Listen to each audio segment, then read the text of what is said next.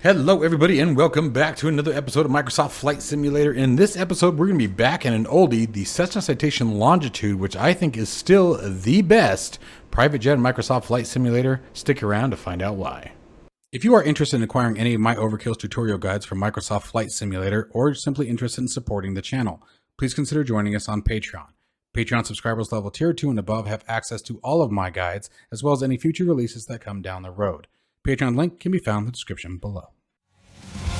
Overkill simulations, watch us as we fly.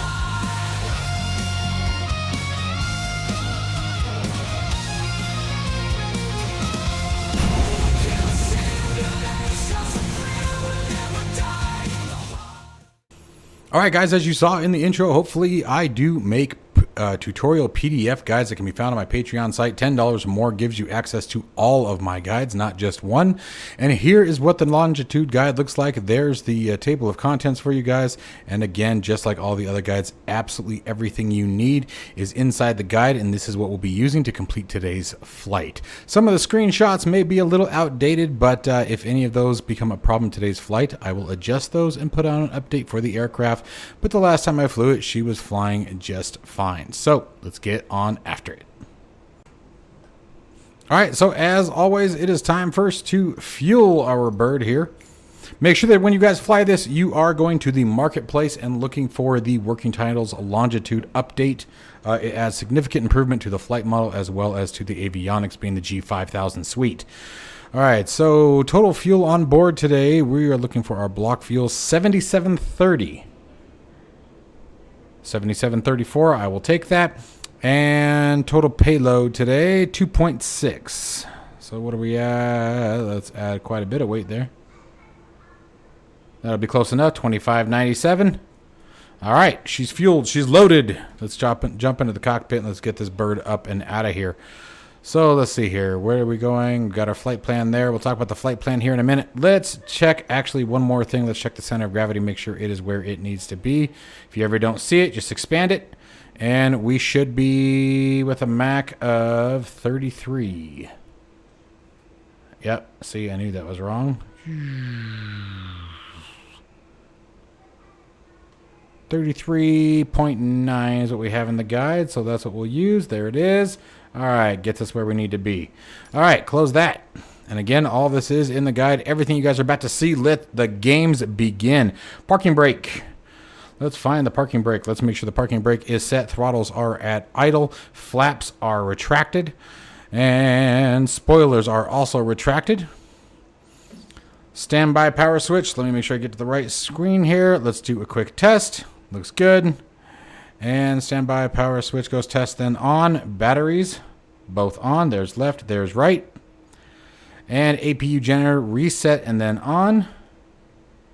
So we're going to do APU reset. Click that.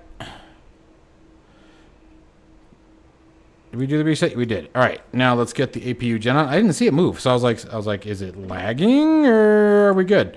All right, let's go ahead and flip the APU to the start position, get it turned on, up and running. Now you could use external power, but we're gonna get this thing up and running fast enough where I promise you're not gonna need it.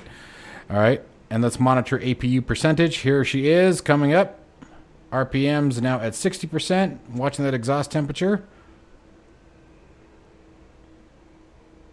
Looking for 100%. Boom, avionics to life, APU on, and boom, APU generator now set. Okay, let's keep on going.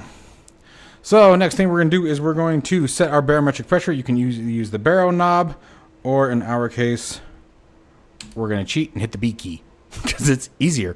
So let's go upstairs. Let's turn some lights on. There we go. And let's see here. Some of these are optional, to be completely honest. So we're going to make sure our emergency lights are armed. Wing lights, more or less, they're not used as often as you think. But obviously for night operations, you could definitely have those on. We also want, since we are fueled, you would not normally turn the seatbelt signs on until after refueling is complete. But since we're fueled, we'll turn seatbelt signs, passenger signs on, and we are good to go. Again, night operations, you could use the tail floodlight if you want to broadcast your logo. We are not ready for the anti-collision lights yet, so we'll leave those off for now. And then set any of your internal lights as desired. They're all set here. for right now, we'll leave them as is, as they are not currently a problem. All right, scrolling on down. Now let's get into simulating. We're not using any ATC today, although if you guys are looking for a fantastic ATC program, make sure that you use Beyond ATC.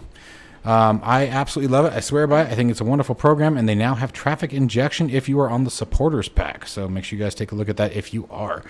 All right, so let's set our transponder. First thing we're going to do is go to our radios. Who's bothering me?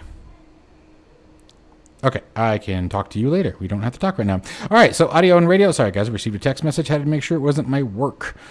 And let's see here. Audios and radios. That's not what I wanted. I wanted my transponder. Where's my transponder? There's the transponder. Let's get over to the transponder, shall we? And let's throw something in here. We'll use what's in the guide. 5172. There it is. And hit enter. Now, you can actually leave the transponder in the auto position. The nice thing about the G5000 is it actually understands where you are for most cases and will automatically rotate or change positions, I should say, based on where it's at. In the guide, it does tell you to put in a standby and walks you through the transponder each step of the way, and that is just for familiarization. For the sake of this video, we can just let the transponder do what she does.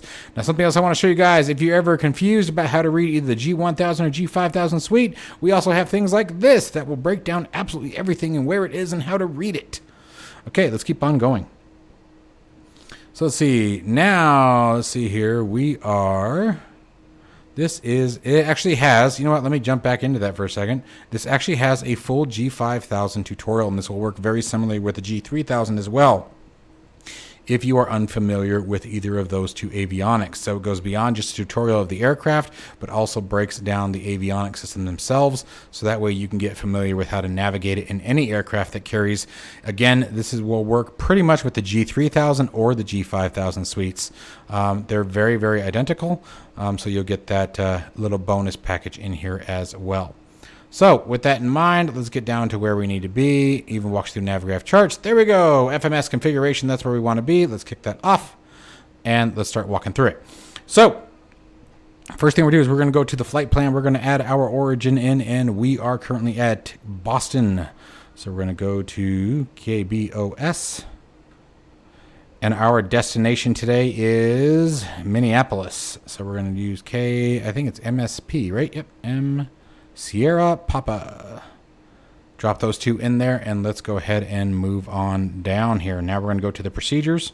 We're going to go to our departure procedure, and we are departing via the Highland 6, which is now the Highland 7. So I need to update that a little bit. But again, little things like that, not a big deal. And we're going to be departing from runway 15 right. Did I say one way? I think I said one way. We depart from one way. And let's see here. Our transition today is Highland. So all that is configured as it should be. Hit load. Perfect. Boom. There we go. So we got that part in already. Look at that. All right, let's keep on moving down forward. And let's see here. So if we go back into our flight plan information, there's our departure right here. You guys can see it there. Boston at runway 15 right using the Highland 7 departure. So let's keep on moving through the rest. And let's see what we got here. Now we're going to go back into our procedures. We're going to take a look at the arrivals. And for the arrival today, we're looking at the Muscle 3. Let's see if that's changed or if it's still the Muscle 3. You can just drag them. Yep, Muscle 3. There it is on the arrival. And our transition is Idiom. There it is. And we are expecting runway 30 left. So there it is, 30 left. Boom. And let's go ahead and load that bad boy in there as well. And for the approach. Now, obviously, you may have to wait for ATC on this, depending on how you're flying today, but we're not going to worry about that. Let's take a look and see what our transition is going to be. We're going to use hasty as our transition, so we're going to change that from vectors. And we're going to use hasty as the initial approach fix. That is what IAF stands for, initial approach fix. So it is the first waypoint on the approach. All right, and minimums, we're going to go ahead and set that to barometric pressure of 200 feet. So it's going to be 200 feet above whatever the current altimeter setting is. Okay, boom, which should put us 200 feet above ground level. All right, so now we can go ahead and hit load. Not approved for GPS guidance monitoring load approach. Yes, we do want to do that. All right, let's keep moving down and let's see what else we got. So now we need to add an en route waypoint. So we are going to find our flight plan again. And we're going to, there's muscle. This is all for the arrival. And there it is. So Highland is the last waypoint on the SID, Standard Instrument Departure.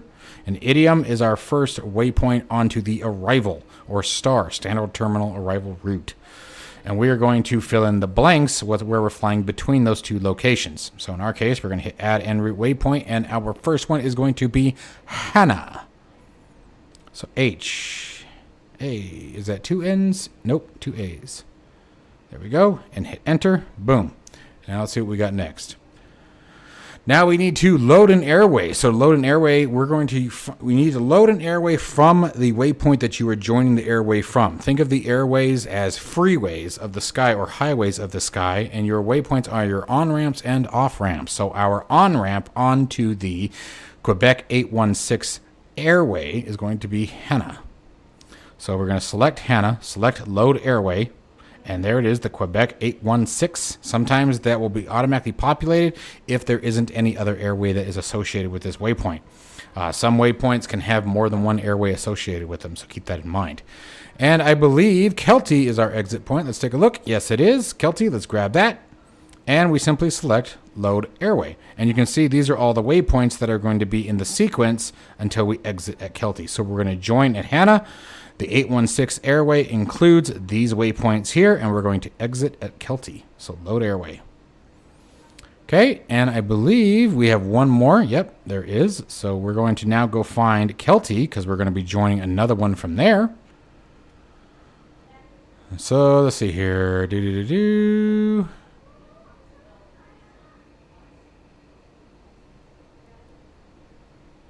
All right. Yep. Okay, so now we're going to join. Oh, what did I do? So now we're going to find Kelty, and we're going to load airway again, and we should find the Quebec 812. There it is. And we are exiting, I believe, at Zohan. And how I'm reading this, guys, for anyone who may not be familiar with it, is here's all the information right here. So here's what we entered first. K Boston. Okay, so Boston Airport. Departing runway 15 right using the Highland 5, which is now the Highland 7, using the Highland transition from Highland flying direct to Hannah as we entered, jumping onto the Quebec 816, exiting at Kelty, from Kelty joining the Quebec 812, exiting at Zohan, and direct to Idiom, our transition onto the Muscle 3 arrival for the 30 left approach. Okay? Okay. Hope that sums up some of this. And let's see here. So now let's find Zohan. Where are you? Let's go sort A to Z. There it is. Boom. There it is. Load airway. And that should be everything. All right. So there's a bunch of flight plan verification steps that you guys can do that will be included in the guide as well. But for right now, what we're going to do is actually set our trim. So let's figure out how we are going to do that. All right, so for our V-speeds, we have two different ways we can do it. We can either use the takeoff data by populating a bunch of fields, but I like to use the charts as it's coming directly from the documentation. So why not? So let's go for the documentation, and let's see what we got here. So our V1 today is going to be 121 knots. Let's go ahead and roll that in. Rotation is going to be 122. And V2 is 131. And VFTO is always going to be 185 knots. FTO is basically get off the runway. You are now exceeding the maximum ground speed capable of the aircraft. So 185 knots, you better be airborne. Okay? Okay. All right, let's keep going down here. And let's see what we got. All right, so we're going to go back to our performance page. And actually, that's probably the piece that was missing now that I'm thinking about it. We're going to go performance. We're going to go weight and fuel. We're going to set our crew stores at 325 pounds. We're going to first set empty weight. And empty weight should be 23,389. And again, the how-tos of all this can be found in the guide. But that particular one we grabbed from right there. 23,389. Okay? Let's drop that down. There we go. And let's keep moving down here. Go to our payload screen. And we're going to be looking at 1157. The takeoff information, 7731. And how to do all this is in the guide. Again, I don't want to stress that enough. Don't use the fuel on board sync. I have found that it screws things up. And then now what we can do is go back over here, go to the takeoff data. Takeoff data page is now populated, and you can see the V1 and V speeds are slightly different than what we saw. V2 was close. We had 131. The rotation and V1 speeds are a little bit slower. But I'm going to go ahead and use the speeds that we entered, but you can use either one. It's totally up to you guys how you want to do this. But I'm going to leave it as what we entered in. Okay? All right, and let's make sure those are still there, by the way. Yep, they are. Good. Speed bugs are still there. Flap speeds, if you guys are curious, there you go. Flaps 1, this is on the retraction as well as the release. So there we go. Boom. All right. And I think we are just about ready to get rolling here. We got that done. That's done. Takeoff data's done. Cockpit preparation, ready for takeoff here, or engine. So let's get into the engine start procedure. First thing we want to make sure is that our CDI is set to the FMS. That's exactly what we want. Let's turn our flight directors on. There we go. Altitude, we're going to initially set for 12,000 feet. So let's find our altitude knob. Why am I not finding it? What am I missing here? It's been that long since I've flown it. Jeez, right there in front of my face. All right, it's set to 12,000. And the thing about this aircraft, you guys, is it will get to 12,000 feet very quickly. Push it, and you guys can set hundreds. Push it again, and it will rotate by thousands. All right, let's keep going here. All right, so wheel chocks are removed. Parking brake is set. Spoilers are retractors. Throttles are idle. Flaps are retracted. Anti-collision light as we're getting ready to start the engines. Let's go ahead and get those turned on, and we can also turn our recog lights on now as well. Fuel boost pumps. Oop. Wrong page. There we go. Fuel boost pumps are set to the norm position. And let the games begin. So the first thing that we're going to do is open the run switch. Select run. Actually, let's do the right engine first. There's the run switch. And we're going to depress the start switch. And monitor for engine idle. There's engine 2. Spin it up.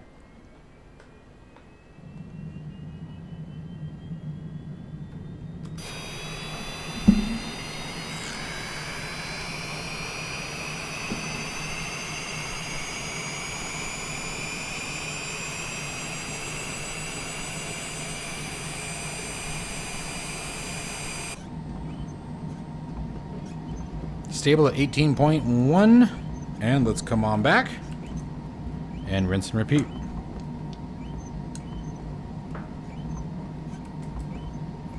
And the squeaking sound that you're hearing, guys, is the parking brake. I don't know why. It has something to do with my rudder pedals. I don't know what they're doing. But if I release the parking brake, it goes away. So as long as the aircraft doesn't move, we'll go ahead and let that stay like that.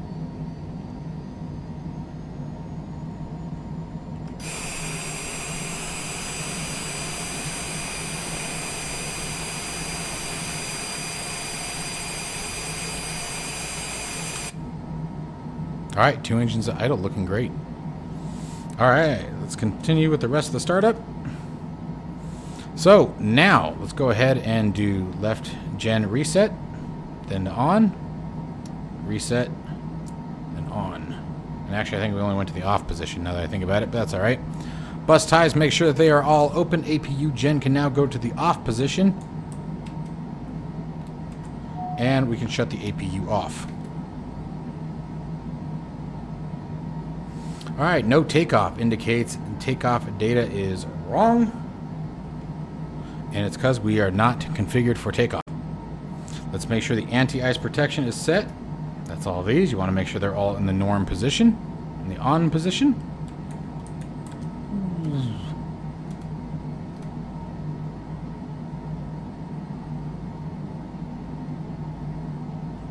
And pitot and static set to norm. All right, So now let's set flaps 1.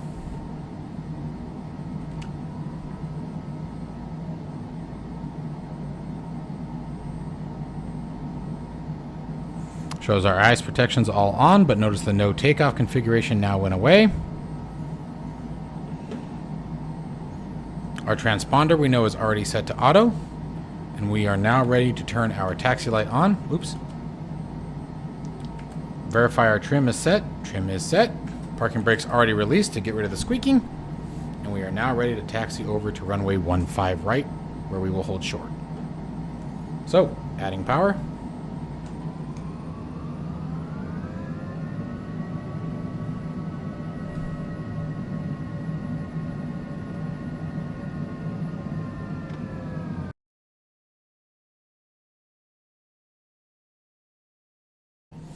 All right, let's rock and roll.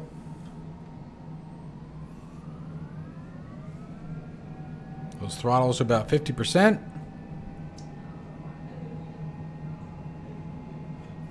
Auto throttle armed.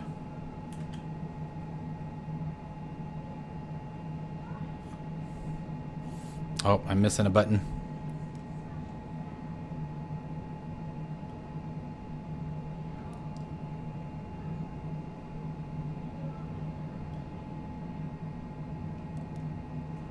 I always get these backwards.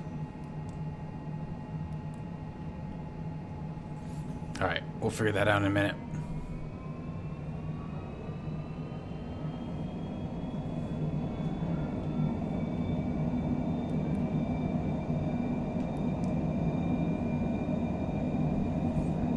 There's V1. Whoa. Flight stick is a little too tight.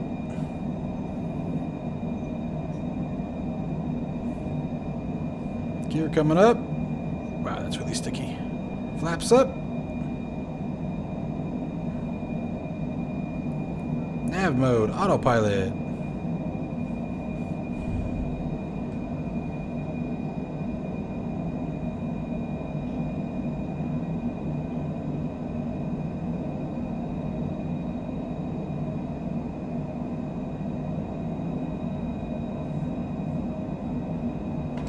I think I forgot to hit setting. Nope, we're set to FMS.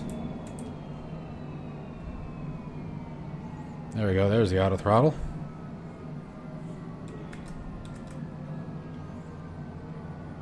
So I tried to use the bindings that I had on my Bravo, and I hit them in the wrong order is what got me all screwed up. So I apologize for that terrible takeoff.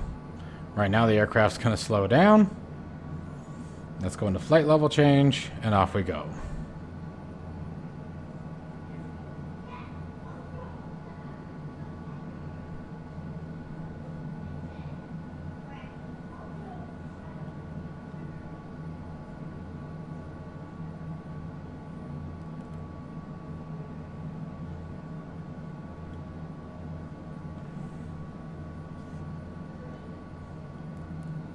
There we go.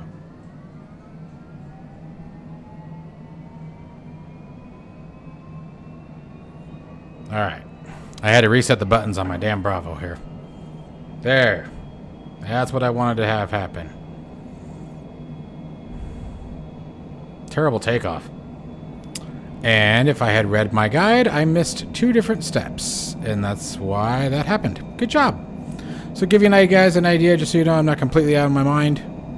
There's the departure and takeoff procedures. Everything is there. I just did them out of order is what happened. So, my apologies. But we're up and running. Now we're going to climb like a bat out of hell. Alright, now we're going to go ahead and set our cruise altitude. We're going all the way up to 41,000 feet.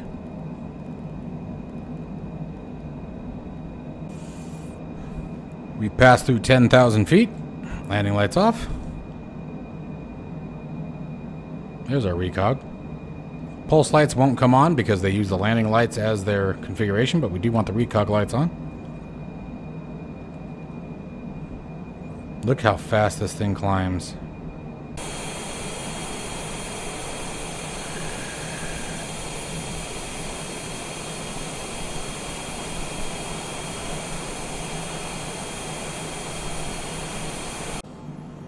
Alright guys, we have now reached our cruise altitude. VNAV is enabled. We have our top of descent at 2 hours and 11 minutes is what that reads. The 2 plus 11 is 2 hours 11 minutes, what we're looking at our current speed.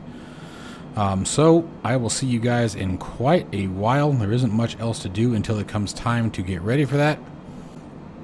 As we get close to our top of descent, well, not particularly close, we're still 2 hours away from it. But I do want to give you guys a heads up in the guide here. You have two different options you can do. So note that it states that the following used to be a requirement. It's no longer required, but if you want to do things manually and keep yourself a little bit more busy in the cockpit, you guys can reference the charts, enter in your altitudes if there's any discrepancies with them manually. It walks you through how to do that, how to get your top of descent the way you want it, and then also shows you how to descend manually if you wish, or you can use the execution via the vertical speed and the VNAV calculation. So it really walks you through both options if you choose. But for right now, we have about 2 hours to go until it's time to descend, so I will catch you guys in quite a bit. All right, you guys, so we are now about 2 minutes away from our top of descent. You can see the top of descent here up on the screen. VNAV is already enabled on the autopilot. We've already set our altitude, target altitude down to 4,000 feet. The guide says 7,000. We can use that as well. That'll be the initial approach fix altitude. So we already have our altitude set. We already have VNAV enabled. So as soon as the aircraft crosses the top of descent point, it will automatically begin our descent. So at this point, we're just hanging out and waiting. All right, we're now at about 40 seconds. So we'll get a lot of enunciation here in just a minute on the primary flight display. You can see the VNAV angle's already been calculated. VNAV is enabled with the V. You can see our current altitude restriction. So we're coming down to 41,000 feet. We need to stay above 24,000 feet is the current restriction. Once we pass that waypoint, it will continue to decline just like anything else. So we're just hanging tight here for another, looks like 10 seconds.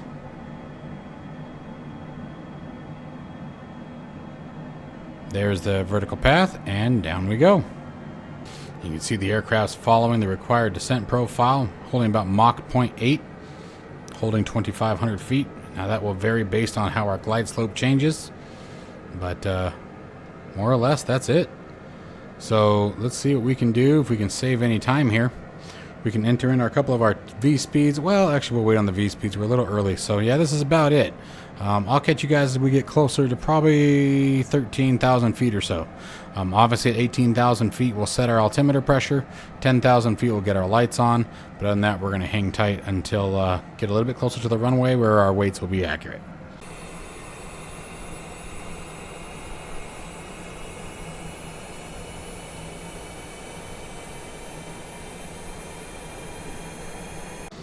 Alright, we're descending rather quickly. So we used the manual configuration earlier to get our performance numbers, and I think this time we'll let the FMS do it so you guys can see the difference here.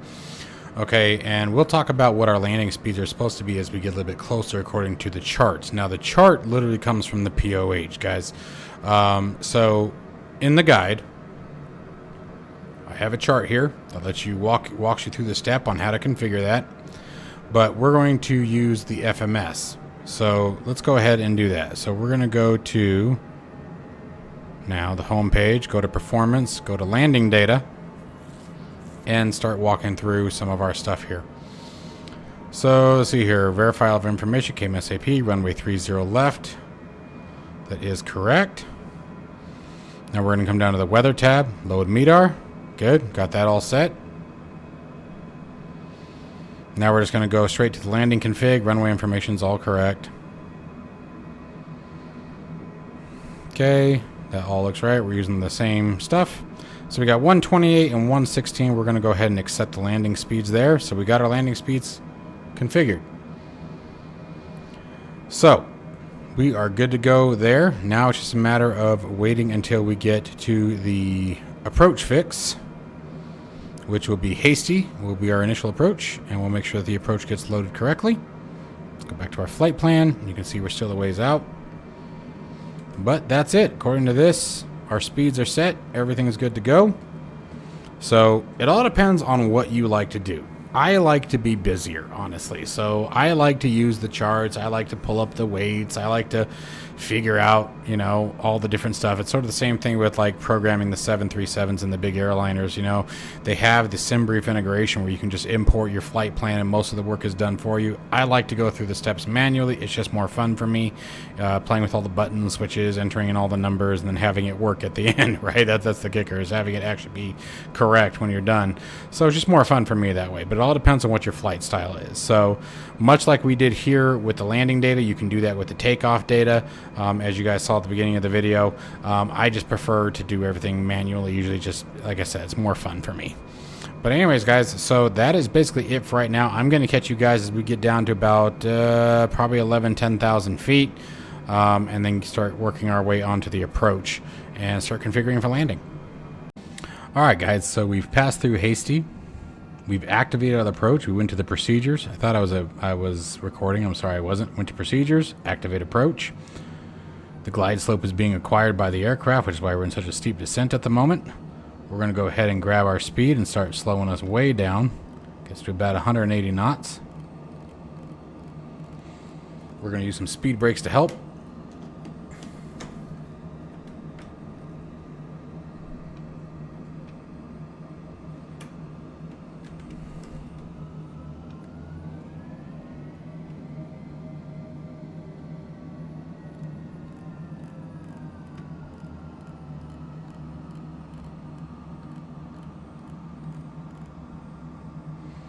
There's 163 knots.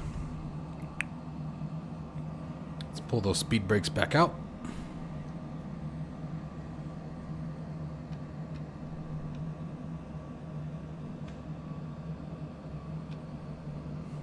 Going for flaps 2. Gear down. Flaps 3. Speed coming down.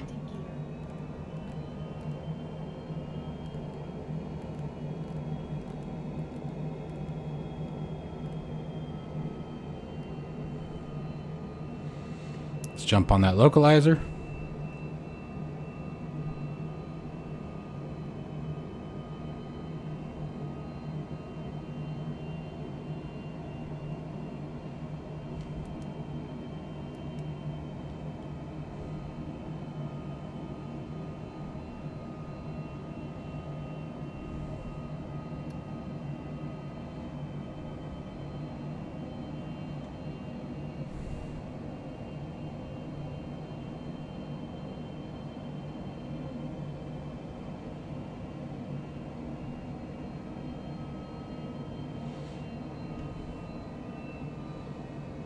Doing the descent.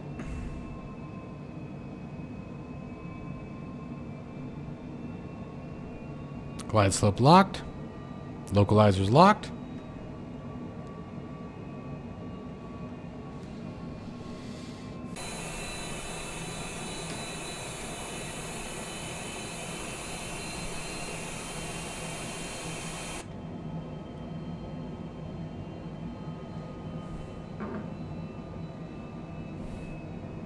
All right.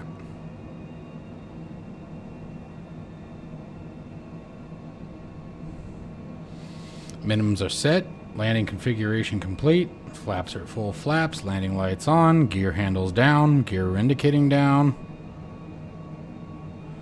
We are ready to roll. Approach speed 125 knots. Final speed looking at 114 knots for touchdown.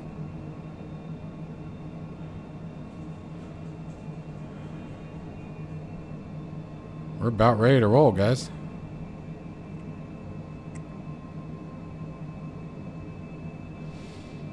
Now, when we go to flare this aircraft, it's got a very light flare, only about 3 degrees of flare.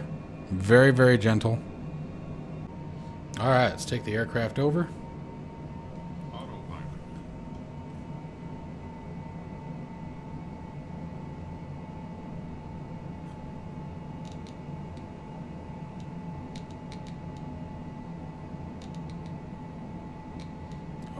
I've got this flight stick way too stiff now.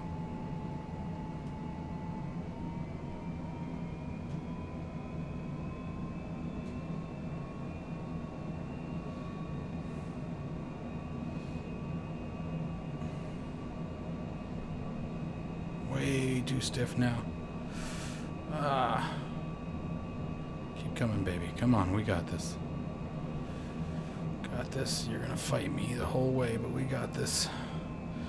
My flight stick that I'm using, I was playing around with the tensions on it today, because yesterday when I flew it was way too loose. And now it is way too stiff. I thought I had it at a comfortable spot, but I don't. In the very small ranges of corrections, it's way too stiff. Way too stiff. Getting too low, getting too low.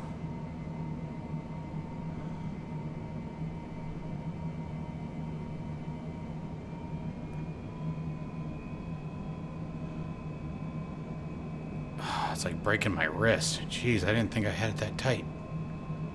Shoot.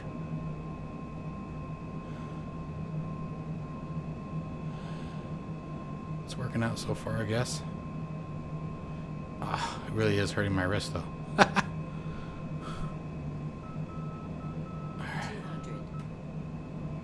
Continuing. Whoa. Bad time to stutter, Microsoft. Bad time to stutter. 50, 40, 30, So much for center line. 20.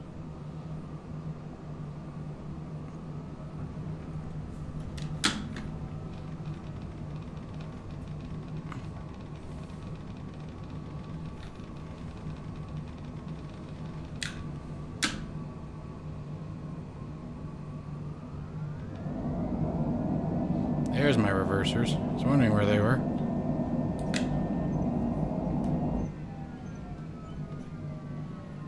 Whew. Dirty. So all said and done, I'm actually okay with that landing. That could have been a lot worse. Come on. Turn, baby.